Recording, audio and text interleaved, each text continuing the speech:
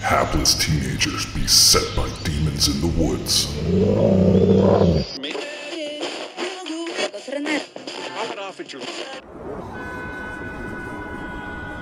A strange new drug that turns art into murder.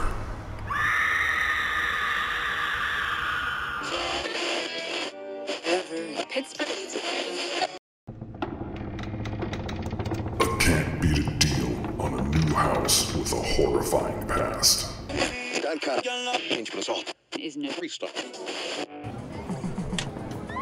video game that might usher in the apocalypse.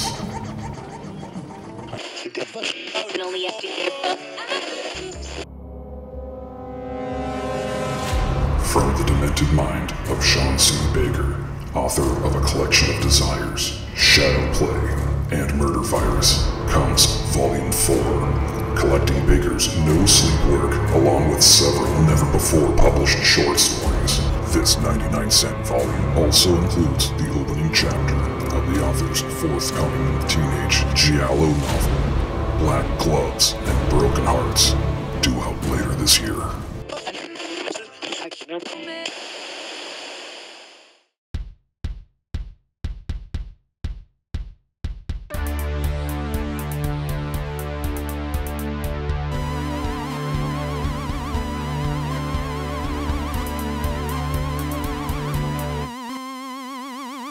Hello, welcome to another episode of the Horror Vision Horror Podcast. My name is Sean.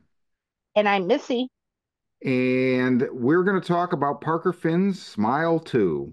I will say, Missy, did you recently rewatch the first Smile? Yeah, last week. I think I watched it last Thursday before going to see Terrifier 3. Okay. Because I was in the mood and I wanted to make sure I watched it again before the new one because I love the original. The original is one of the few movies that scares me. And Same. I'm very attached to it. So I did revisit it about a week ago.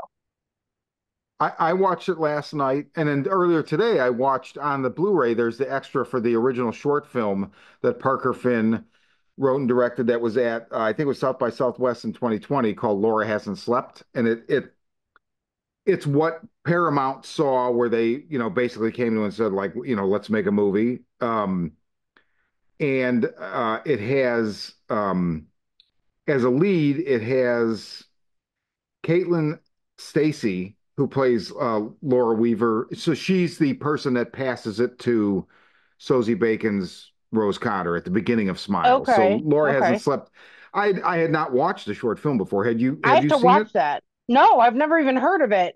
I have the disc, but I don't have. I might have a DVD. I don't know that I have the It's Blu-ray. probably on there. It's probably Okay. on there. Check the extras. I will.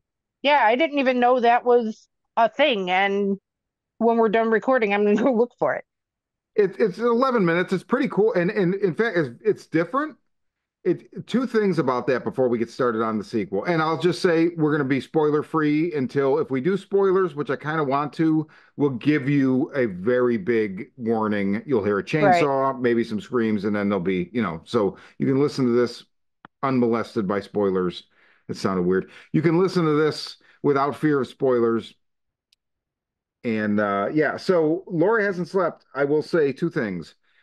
Really reminded me of Ramsey Campbell's fiction. Specifically, a lot of the stuff in Alone with the Horrors, which is kind of like a collection of his, spanning like the first 30 years of his career or something, really reminded me of it. I would love to ask Parker Finn if he's a fan. Second thing about it, I would really like to see Parker Finn when it eventually, if it ever happens, the Nightmare on Elm Street franchise gets, revived. I think he could probably do a pretty fucking bang up job. Oh, yeah, I think so too. He's working on a Possession remake, which gives me pause because. Wait, The Possession? Yes. Yes. And I had forgot that. I saw it on his IMDb recently, last night. And I was like, oh, I forgot about that. And I don't know that I think that that's a good idea, but at least it's Parker Finn. And I think I don't know. We'll see. I mean, the way Hmm. people do remakes now, you can you could do the Luca Guadagnino and be like, I'm not remaking Suspiria. I mean, I'm making my own Suspiria, but it's I'm not making really my a own remake, version. right? So Ryan Kruger, I think I just watched the Street Trash remake trailer today, and I'm like, I love the original Street Trash, but I'm like, this is something completely different. He's just doing something different. So I'm maybe who Hmm. knows? Possession is holy, but anyway. Right. But it all depends on the director and their vision. Because I Hmm. mean, I adore the Luca version of Suspiria. I mean, and it's nothing like the other one. And I like the other one too. But I mean, between the two, I think the Luca one is the better movie Okay. for me. For No, me, no, I mean, no, I would never contest that. Like, I mean, it's a great movie. I just I whenever I hear Tommy York's voice, it pulls me right out of the fucking movie. And unfortunately, it's over the climactic scene. And okay, it just I fair, need to watch it again. I had a great theatrical viewing with it. But anyway, Smile right. 2. So what did you think of Smile 2? I loved it. Um, I saw it at the first showing today at 5 o'clock. They did a fan event. I happened to see it by mistake. It just happened to be the time that worked for me. If you didn't catch the fan event, it's not a big deal. There was a little video of the pop singer singing some of her songs, and you got a free poster. Um, and unfortunately, it was being shown in the Dolby theater with the stupid vibrating seats that I despise. I didn't know that. I would have waited till later to avoid the vibrating seats. However, I was worried when I saw what theater it was. This is gonna kill my viewing experience. It didn't. It did not. Good. I still had a really good viewing. I would have had a better viewing if my seat wasn't vibrating all the time because it pulls me out of the movie. Yeah. But um, I was invested enough that I didn't really notice too much. I went in with low expectations, being that it's a sequel to a movie I love. Um, Smart. and usually the sequels just are not as good. I feel like this one, it upped the stakes. It it it didn't just hit new beats. It continued the story and then it told pretty much it picks up where the original leaves off, but then it tells us a whole new story. Um, it and I feel like it's extremely immersive. And it put me in the middle of a psychotic break with this woman. Like it got under my skin. It played with and preyed on a lot of my own personal anxiety triggers, Hmm. which is probably why it hit me so hard. But I mean, it hits you with claustrophobia, feeling trapped, social anxieties, crowds, mother issues. Like it hit all of those things that are triggers for me, and like it really got under my skin, but in a good way. I Okay. enjoyed the movie. The I love the cinematography. It's kinetic. It's always in motion. Um, it's brutal and visceral when it wants to be, and I think it takes you on a really great ride. Like I loved this probably as much as the original, but for different reasons. Okay. How about you? We have not talked yet, so I don't know how you feel about it. So I had the worst theatrical experience I've had in Clarksville, Tennessee since I moved here. And it was let's say there were 12 other people in the theater. Eight of them were like teenagers that I don't know what the fuck was happening, but they were just literally walking in and out of the theater in groups of twos and threes. And like they'd walk out and walk back in like 2 minutes later. And they were all like stomping their feet. And like I used to be a guy that would literally stand up and turn around and tell somebody, shut the fuck up. Right. And I stopped doing that at Skyfall, the James Bond movie, so whatever year that was, because I almost got into a fist fight with somebody in the middle of the theater. And I realized in doing that, as I'm standing there cursing this guy out and he's cursing me out, I'm now part of the problem. And I just turned around and left. I just literally just turned around and left. And I just won't do it anymore. Also, I very rarely smoke pot before going to a movie theater, which sucks. But the one good thing is if I'm high, I can't let all the stuff around me, I can't let it go. It just spins. And I bring a beer in with me, and I mean, I don't even catch a buzz, but I'm just like, I'm not drilled in that way. So it's my viewing isn't as immersive as if I was stoned as fuck, but I'm also not hung up on what's going on around me, so I can just let it go. But this was enough where it really fucking distracted. And literally at one point in this, I don't even know. I was like, is the theater in on this? All the lights in the theater came on. Like, let's say an hour and 20 minutes into the movie, all the lights in the theater came on. And I like That's look at, I'm like, weird. I was literally like, are you fucking kidding me? For like 2 minutes, and then they went back off. There was a couple behind us. There were an older couple. I think at that point, the guy got up and walked out and probably complained. But the other thing is, you can't complain. What are they going to do? They're going to offer you free movie passes or whatever. They're not going to Hmm. remove anybody. Nothing like that, right? So it just ends up being a waste. You miss part of the movie, and I really didn't want to miss any of this movie. So that was it. Definitely affected me. I was not Okay. immersed. I thought Naomi Scott was fucking awesome. She's not Sosie Bacon. So Sosie Bacon, the thing about rewatching the first Smile last night, her posture, the way she wears her hair for part of the movie, her facial tics, her anxiety, she is her physicality as an actress just amps everything up to the point where I like start to have trouble just looking at her. And we don't get that in this, but that's fine because this is a different person's portrayal of anxiety, and the stakes are way the fuck higher, right? Like you said, I thought Naomi Scott was awesome. I thought for sure I was gonna fucking hate her, Hmm. and like I didn't like the character, but I actually Right.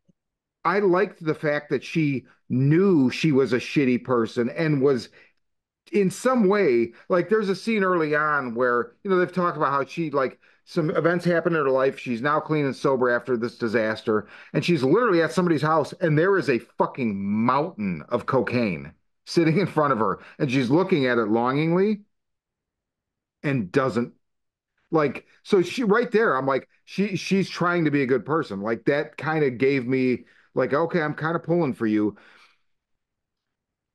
It, it's rough. It's like so Kirsten hated the movie. And she's like, I Okay. didn't like anybody in the movie. She's like, the only person in the movie I liked wasn't in it for very long. We'll talk about that later. Hmm. She's I like, understand.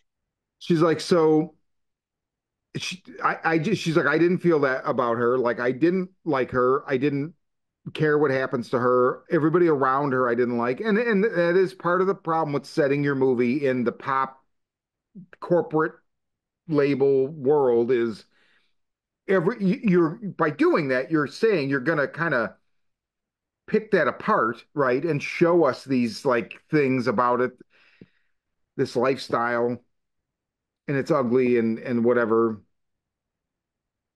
But it's also like we have to sit with it, right? So Hmm. it's like to comment on it, you have to portray it, and it does make it hard to find a sympathetic person or like somebody that you can sympathize with in this movie. Yes. Um, I connect to it differently than the original yes. So and we because can't of that. there's so much we can't say without spoilers, so we will do a Right. spoiler section. And my connection, what I cared about didn't have so much to do with the characters as like an overarching part of the Smile story. Same. And usually for me to immerse it's linked to a character, and in this case it's not. In the original it Interesting. is. In the original it is. Um I'm I'm very attached to Joel, Kyle Gallner's character in the original. Hmm. Um and he's it's kind of he's the one I ride with to connect with the movie. Um, that movie makes me feel almost like I'm on the outside looking in, watching what's happening with the Sosie Bacon character. Hmm. Um, you feel the anxiety. I mean, the scene at the party Oh, stresses me the Jesus. fuck out. It's Um, that's one of the yeah, most that masterful scenes in horror of the last like 30 years, in my uh-huh, opinion. it always gets me. Um, but now this one, I'm just as deeply immersed, but I'm not connected. Like I'm not connected to her character very much, but I sympathize with her and the way they're portraying the the fears. I think it taps into my own base fears and it creeps the hell out of me. Yeah, I could see It that. puts you it puts you right in the middle of it with her. Hmm. And I didn't think you know, when they started advertising it and with the pop star and everything, I'm like, I'm gonna freaking hate this. But her being a pop star opens different um it like it opens different avenues for them to play with as far as anxiety and Yes. fear goes with all of there are scenes in this movie that's literally scared the crap out of me. And it's because Interesting. I felt like these you feel very claustrophobic and with these crowds and these smiling people closing in on you. And I felt it.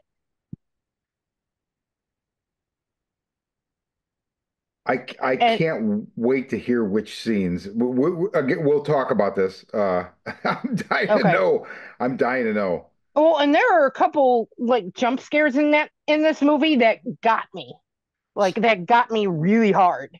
So I have to say, I think Parker Finn is the master of the jump scare because jump scares normally are pretty cheap to me and they annoy me. You can Hmm. get away with a little bit, but like if your movie uses multiple jump scares, I usually start to be like, okay, his jump scares feel different to me. And I don't know, I really have to like spend more time immersed in it and think about it. But that was like last night watching the original, I started thinking that, and this one, it was so cool watching that last night and then watching this one today, where I was like, there were threads that went right through, and I was like, oh man, he fucking upped his game with that. Hmm. There are some, and part of it is like it's never just kind of like one thing. It's usually like bam, bam, right? Like Yeah. there's like a concussive force where it's not just some like oh the cat, it's I don't know. He's very good at it, and all the fucking sound design. And Oh I gotta yeah. say, I gotta say, so the first movie, like I'm gonna say 50% of that movie, maybe that's blowing it up a little bit, but Cristobal Tapia de Veer, he scores both these movies. So I own the Smile soundtrack, the score, and I listen to it all the time.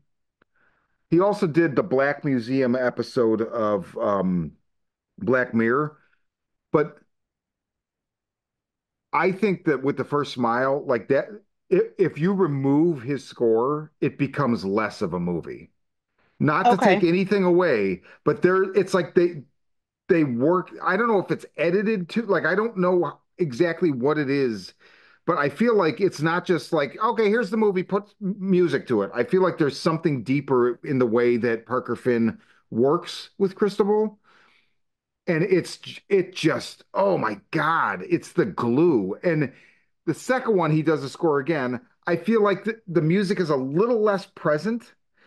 That could be because I was constantly distracted by cunts running up and down. Like that's very possible. Um, Well, I think it's also juxtaposed with her music well, because yes. her being the pop star, her music is very present through the whole movie. But I didn't feel like I was beat to death with it either. No, Like I was expecting, especially when I agreed. read like, oh, Naomi Scott wrote some of the music, or whatever, and I was like, oh, this is going to be like full on. Like I kept picturing all the fucking ads for Shamalama Ding Dong's Trap, where it was that like Miss Raven pop Hmm. star or whatever. I was like, oh shit, is this going to be like that? Um, but I didn't see that movie. I don't know if that was beat to death, but I didn't feel like while her music was very present. Hmm. And the one dance number with like the fucking weird red lights and all that shit, like that was Hmm. super cool. I don't know. I didn't feel beat to death with it. I thought it was used No, I didn't appropriately. either. I I agree. And I mean, I don't like pop music. So I mean, initially when I saw she was going to be a pop star, I that's why I went in with low expectations because Right. I thought it was going to be so different than the original. We were going to get beat to death with all of because the original movie is the colors are very muted. The Yeah. noises are loud, but the rest of the world is turned down. Yeah. In this movie, the sound design is still very loud, but everything is turned up. Yeah. Because there are parts also that trigger um my anxieties can be very triggered by sound. Hmm. Um, so like I have a hard time at parties where it's crowded and people are talking and it's like you can't focus on Yeah, it's hard to anything. your filters are jammed, right? It's hard And to filter. they do that in this movie at certain points when she is freaking out, which makes you feel like you're there. Yeah, I totally see that. I feel like it was masterfully done. I'm I right. didn't I don't like this as much as I like the original. I need to see it again for sure. Like I would give this a heart on Letterbox, but I would not rate it with stars yet. And I would just say it's at the very least a 3-star movie, but I don't feel confident rating it because I just need a better experience with it. Okay. But I don't think I like it regardless.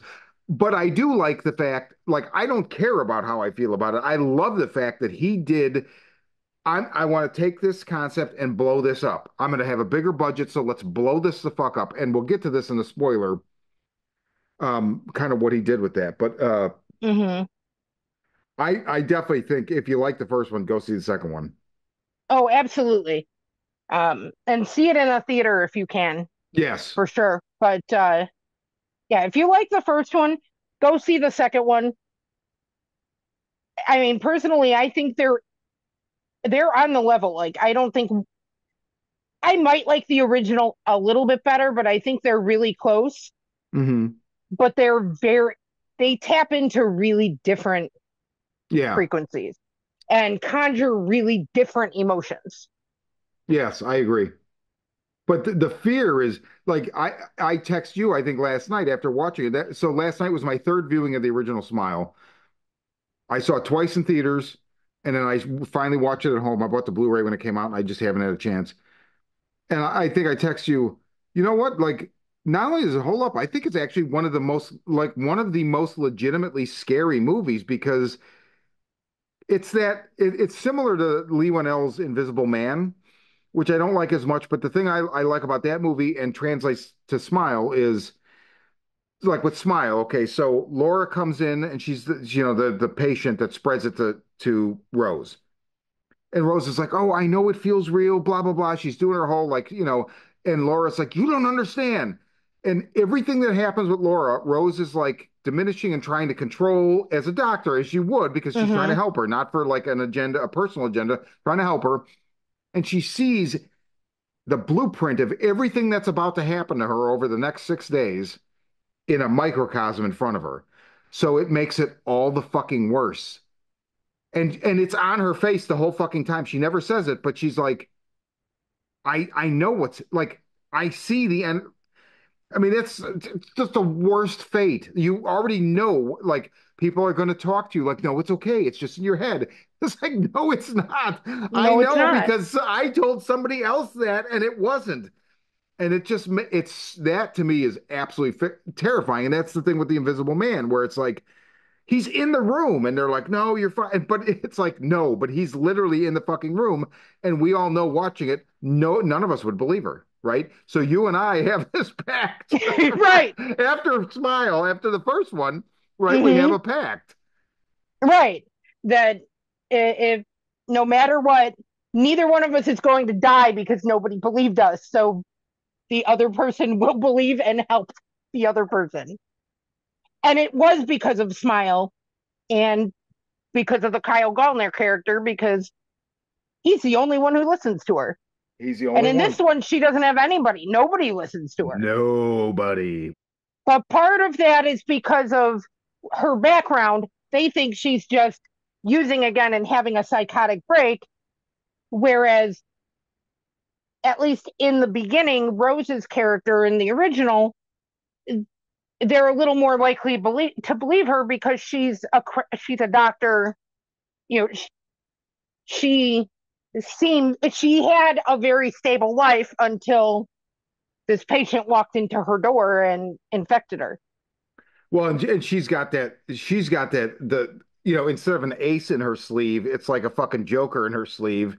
Is that her mother had mental illness? So it's like that scene where her fiance, who that was like the one thing about Rose, the first time I saw it is like the only thing about her I didn't like was the fact of why are you with this fucking dildo? Right. He's such a fucking dildo. But then you realize at the end of the movie where she's telling Kyle Gallner You understand why she's with that guy because she doesn't want to let people in, so she's with somebody that doesn't give a fuck, right? Like, right and it's so because she sad. right because she pretty much flat out tells him that she ran away. She loved him and she was scared. I let my walls down, and I can't do that because of my past, right? But the Jesse Usher character says, I looked into this mental illness.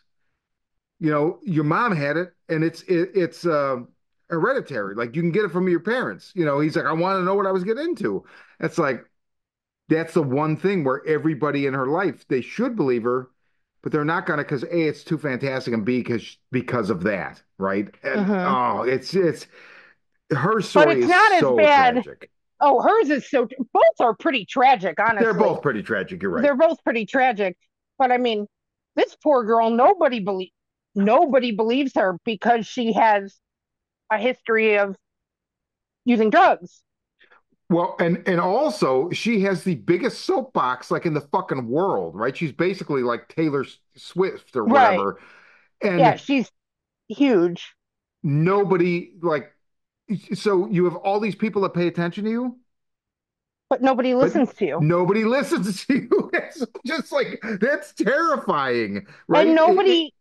nobody cares about her. Like, Nobody cares at about least her. it's equally horrible what's happening to both of them, but at least she has one person Yes, she can go to because she has Joel yes. who lets her in. But this this girl has nobody. She's like the most famous girl in the world, but nobody really cares about her for anything except the product. Yep. Ugh. She doesn't get to be a person. Yeah, exactly. Oh God, she's a brand. Ugh. Right. Fuck the human race. Uh, spoilers. Yeah. Hell yeah. Okay, listeners, we're going spoilers. Run from the chainsaw. So, watching this movie, so first of all, when I saw Terrifier 3 last week, I saw the trailer for this on the big screen. I think I maybe had seen it, or I don't even know if I'd seen it before. There's a fucking huge spoiler in that fucking trailer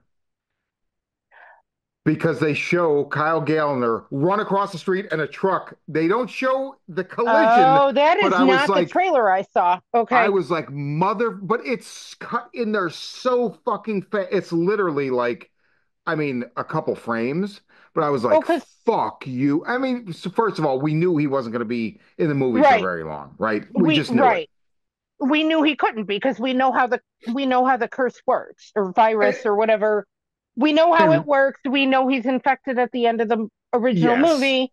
So And we know that this story focuses on Sky the pop star. So Yes. So for how her could to he get it, possibly? it has to pass. Um, I thought the opener was a banger. Dude, it was so fucking good. The trailer I had seen a couple times in the theater, it showed um like it did not show him or anybody running across the street. It just you heard the sound and then you saw the bloody smile. And Okay. I've been, I loved that bloody smile smeared across the street. And it's like, oh, that's going to be rad. And then when I'm watching it and I realized who it was, it's like, oh, Yeah. that. Um, But I mean, it was a hell of an opener, it and was so good. I mean, I feel like he got a good end because he almost beat it. He tried. Did, so, first of all, the way the movie opens, where it's like 6 days later and it's him sitting in the car, I was like, dude, Parker Finn did that for all us motherfuckers that just rewatched the original Smile, right? Like, I mean, he did it anyway because it's cohesive, Well, but I was like, and dude, that's the logical place to start because it I mean, is, but until we started seeing trailers for this with Sky the pop singer, like I assumed when we got a sequel, it would focus on him. I mean, and I'm still slightly disappointed that it didn't, but I did really like this. so the fact that like you see him sitting in the car 6 days later, he's obviously out of his mind, right? And then I don't know, it was right before he pulls the fucking ski mask over his face. I was like, oh shit, I know what he's doing. I know what he's fucking doing. He's a cop. He knows the scumbag to fucking kill. Hmm. Oh my God, fucking, I love you for opening the fucking movie this way. And then it goes totally sideways. And I just, the whole scene I just loved. I love the It's fact yeah, that he I love it accidentally too. shoots the other guy. He's like, you can't die. You can't die. Yeah, Oh, it was so good.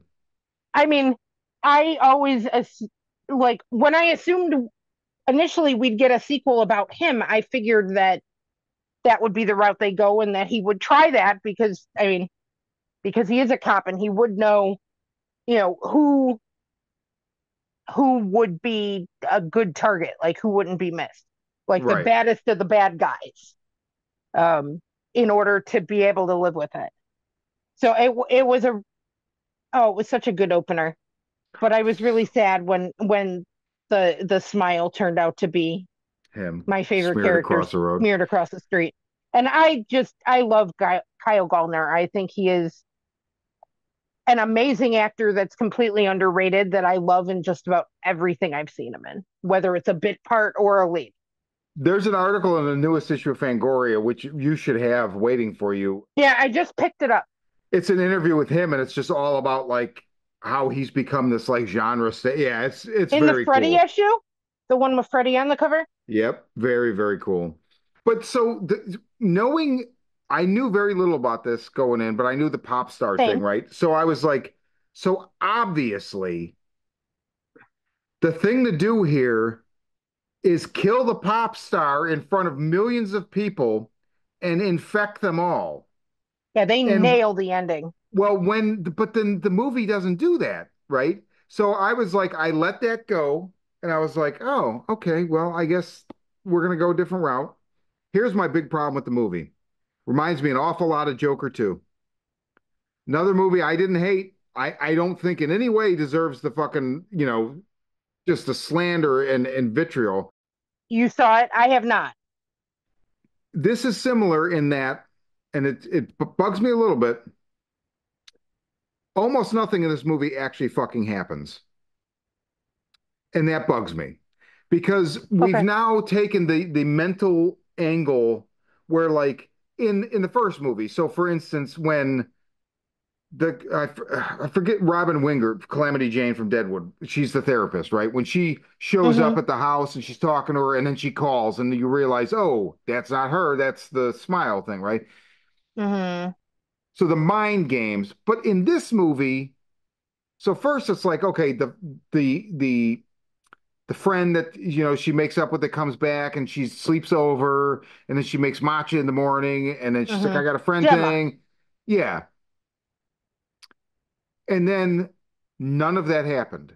But also, then the whole thing with the mother where she stabbed her, but none of that happened. And also the whole teleprompter, I knock an old lady off the thing and Hmm. everybody puts it on YouTube. None of that happened. So a very large portion of this movie did not happen. It was all in her head. And that it all ends up being for the greater good because when they come back around on that end and I realized what they were doing, I was like, fuck Hmm. yes, that's the way to do it because I can't wait for number three because holy shit, Hmm. we've just infected how many people? So many Thousands? people. Was it televised? Is that millions? Like I don't know. I don't know. That is the way to do. He he started small, he got a bigger budget, he blew it up, right? Pop star boom boom. But then let's set up to blow it up even bigger. Brilliant. Well, and he's giving us different perspectives on this whole, the smile infection thing. Because Yes. the original movie, when you're following Rose, she's very grounded in reality. You see the physicality of what happens and how it Yes. manipulates her and how she loses time and how it makes her do things she didn't know she did and all these different things. And now in this one, it puts us right in her head, in Sky Riley's head. And Mhm. we see everything. We don't, with Rose, we're seeing pieces of it because we don't always know what she's seeing. Right. With Sky, we're seeing all of it. We're seeing all the lies it tells her and all the ways it fucks with her. We don't know that we're not in reality, that we're just living Right. in her head, but Until the end. we're seeing exactly what this thing does to people. And I thought That's a that good was way to pretty look neat. at it. That's a very good way to look at it. But it does ultimately bother me that like just the scope of the hallucination, I feel like in a way lessens an element of the anxiety and stuff. I don't think It, so. because like all just there's so many things that happen and so many places she goes and so the whole thing with Maury, I loved Maury. He looked like Woody Allen and Christopher Maloney had a fucking baby. Like I love that guy. And I love the whole introduction of his character where he's like, I've been tracking this thing since, my brother, Hmm. blah, blah, blah. And usually that's a character that doesn't work very well, but I felt like he worked great. And I love this idea that like, okay, we're gonna stop your heart, and then it like blows it up where it's like, well, we Hmm. got to make sure it doesn't hang around, so we're gonna stop your heart for 8 minutes, and I'm gonna lower your body temperature in this abandoned Pizza Hut. Hmm. Yeah, in the freezer of an abandoned Pizza Hut. But so I love that whole way that scene goes down because it's kind of the flip side of Rose's scene is at her, the house, right? Like where she goes Right. back to her maternal house and deals with all these demons And she from when her burns. mom died. Yes. And in this case, but so right away, so Maury's like he sets everything up and he's like, okay, I'll be right back. I gotta get something. I'm like, wait a minute. This You're motherfucker, right. you told this motherfucker to fuck off like 24, 48 hours ago, but he still has an abandoned Pizza Hut with the power on and the freezer and all the shit ready to go, and he left something in the other room? No. And they also set up, like, oh, if the door closes, you can't open it from the inside, right? So I'm like, Hmm. oh, he's fucking with her. He's locking her in, and he's gonna wait till she's actually possessed, right? And then he's gonna come in and kill her. And Hmm. then that didn't happen. And I was like, what are we doing here, guys? And then that lovely, like, you realize she's in that weird Hmm. stage cocoon thing, right? And that's when I was like, oh, to go back around to my, my what I wanted originally, which was if you're going to do a pop star, because what would the thing want to do? It would want to propagate Right. itself, right? It would want to reproduce. So Well, I yeah, think the third one will be amazing. the whole thing is it, and it's a very similar concept to the ring. To survive, you have to spread the virus.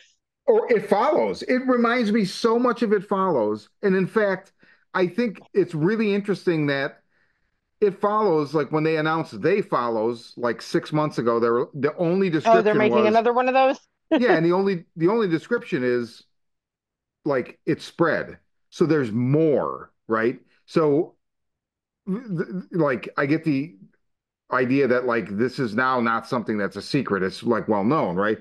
So like an epidemic, basically. Hmm. But that's where we went with this at the end of this episode, like, or at the end of this movie, right? It's like this Hmm. just blew up. Like, there's thousands and thousands of people that are going to have this now. Right. That's Yeah, It crazy. Follows is just one that doesn't work for me. I wanted to like it, but I just don't really. But Mm. I love Micah Monroe, but um She's going to be in the next one too. So, okay, that's cool. But I I love that whole like it spreads like a virus kind of. ah, Those seem to be the ones that the few that do get under my skin yeah, it's creepy. because the Ring does it to me too, but not as much. The Smiles really fucking tap into anxiety and do it so well that there are parts of both movies that almost make you feel like you're having a panic attack. Yeah, I could see that. I could totally see Because that. there was one scene in this movie where, and I had the stupid vibrating seat from hell, um, where I actually had to stand up for a minute and kind of just move to the aisle because I could not, because it was that scene with all the she's in her apartment and you've got that Yes. creepy crowd that they're posing and shit, but they keep getting closer and closer and closer to you and closing in. And then Oh my seat God. was vibrating and it was making my skin crawl. So I had to stand up for a few minutes until, like, yeah. it, That was a great it scene. was a great scene and it was amazingly filmed and like, it really got under my skin. Yeah, it was. I mean, the choreography. I don't know if it was supposed to be her dancers or if it was just like fans or whatever, but I think I mean, at the very least, they were mimicking poses of the dancers, I think. yes, exactly, I think that was the exactly. point.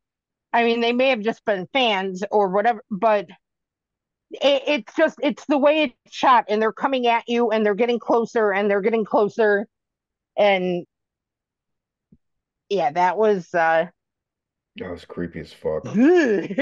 yeah, that one was super creepy. The only scene that rivals that in creepiness was the Alfredo scene. Wait, which scene? So when she's doing the meet and greet, and the fans get progressively more like mouth breather, Oh, you get oh, the that guy, scene. Yeah, you get the guy that's like the crazed fan, but then when you get him in her apartment and like his disrobed clothing leading down the hallway. There's like the whitey tighties with the big skid mark. I was like, oh no. And then he's just standing there in the shadows naked. I was like, holy fuck.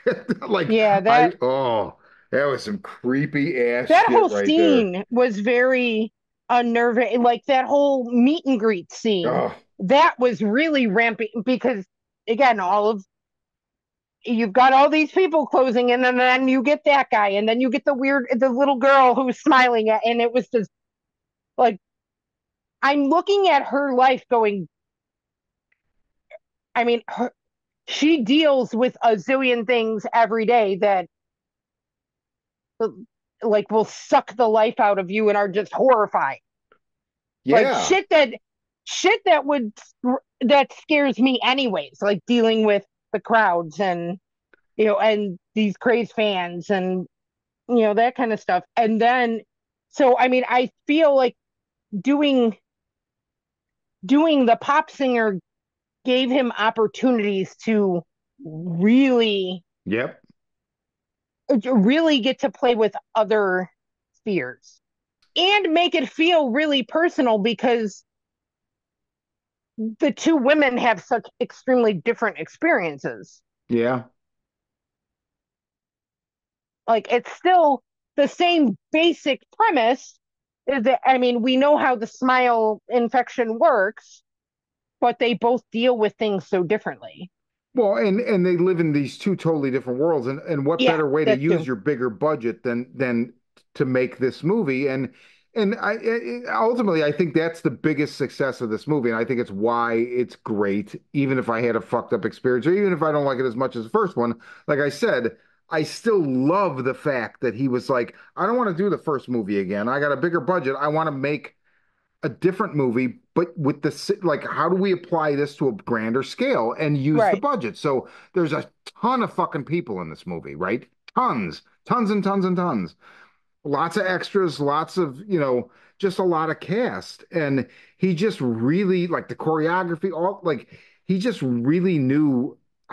I think Parker Finn is a very, very smart filmmaker, and I think he'll be around for a long time. And I can't wait to see everything he does because this is just proof. Like there is no sophomore slump. Even if I don't like this as much, doesn't Was matter. Smile his first movie? Yeah, Like first full-length movie? yeah. And Okay. and really, when you see Laura hasn't slept, I mean, it's fine. I don't necessarily know how Paramount saw that and was like, let's make a movie, but I'm fucking glad they did. I mean, Jesus. So he had two shorts that he did before this, The Hide Behind from 2018 and Laura Hasn't Slept from 2020. And I mean, Okay. this guy, this is like a total success story. I'd also like to say, because you mentioned it earlier, cinematographer on both movies, Charlie Saroff, fucking outstanding. Mm-hmm. Outstanding. And I know like I remember when I saw the first Smile movie, the first time it did the upside down thing, I was like, oh, somebody saw Midsummer. Nope, he owns it. He totally owns it. It's different and it's not just it's not what it is. Like they use it Mm-mm. in a way, they use it in a scene in this one that is just they use it a couple times and it never gets overdone. But there's one particular one where it like starts outside and then it goes in and it's like her standing in a doorway but upside down. I just blown the fuck away. But interestingly enough, Charlie Saroff also did so he did Smile, Smile 2, Relic in 2020, which is that The the old movie. lady one, not the one Yes. about the monster in the field museum. No, this is from 2020. It's the Natalie Erica James, who we just covered her Apartment 7A on this show. So he shot that, but he also shot Night Swim, which I didn't see and you saw. Um, I mean, it's a Night Swim. It's not great, but it's fine gateway horror. It's for, okay. I I mean, mean, I don't think there were a couple movies that came out this year or this year or last that really seem to be targeting like the preteen gateway crowd, and I feel like I that's where Night Swim falls. Although I I like Tarot better. okay. Tarot is actually kind of fun. You just if you know anything about tarot cards, just let it go. Yeah, I could tell right away. I'm like, no, I'm not interested. Um, But I mean, but it's good gateway horror, and yeah, it's a fun little slasher movie. I can put that on and fall asleep, okay. and just kind of mellow out and watch that and laugh and fall asleep. I wish that the preteen gateway movies would maybe we need to play those at the same time we play things like Smile 2, so all these fucking like 16-year-old cunts that are gonna fucking stomp up and down and run around aren't gonna be in my movie where it's like Hmm. if anything, I mean, whatever. This is people that went to see Friday the 13th Part 6 dealt with the same thing, right? So Right. I mean, I feel like that happens. it's I mean, it doesn't generational, happen a lot to me. Right. It doesn't happen a lot to me because I go at times when I know the theater isn't going to be busy. right? Um, unless it's something like this where, but still, I went to the first showing because I knew people are still at work at 5 o'clock. There were people there, but it certainly wasn't as crowded as last week when we went to see Terrifier 3 at like 8 o'clock. Yeah, And I mean, I feel like this also has like a lot of excitement and hype behind it. So, yeah, definitely. It's a good movie. I would definitely say. if again, just to reiterate, if you like the first one, go see it in the theater. It's Oh, for fucking sure. fantastic. And Parker Finn is absolutely someone to watch. Like he's only made two movies, and they movies don't scare me very often, but Right? like the first one's scary, and this one really just this one fucked with me. So like the fact that it got under my skin so much is what makes me love it because it doesn't happen. Right, right, right. Yeah, I agree. That's how I felt watching the first one again last night, where I was like, man, this is I think I in the theater I was so overwhelmed by like the score and the art. The first one just is so artistic. There's just so many little artistic flourishes to it. They both I mean, are, but they both are, but I think I wasn't expecting that mm-hmm, when I went to see it, right? So I was just so enraptured by that I think I glossed over the fact that like shit, this is genuinely fucking scary. mm-hmm. Well, yeah, it was scary enough that we made a pact. Yeah, right. So, well, that's Smile too. Yeah, absolutely check it out.